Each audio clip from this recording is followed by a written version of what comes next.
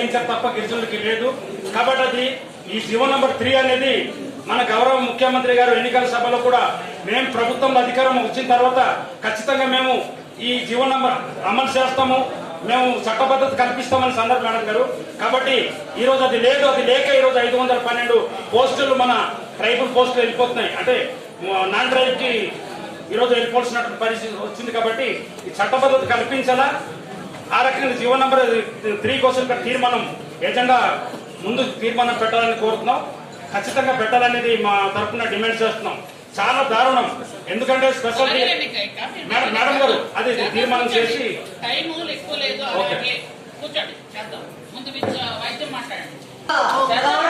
మంత్రివర్యులకు అదేవిధంగా గౌరవ కలెక్టర్ గారికి పోస్టులు తీస్తే కేవలం 6% ఏదైతే రాష్ట్రంలో జోనల్ పోస్ట్ వైజ్ గా, అది జోనల్ వైజ్ గా అయితే 6%. ఈ రోజు మనకి అల్లూరి సీతారామరాజు జిల్లాలో 100కి 100% ట్రైబ్సే ఉన్నాం. మరి ఈ 400 పోస్టుల్లో కేవలం మనకి 24 పోస్టులు మాత్రమే మన ఆదివాసీ బిడ్డలకి ఈరోజు దక్కే పోస్టింగ్.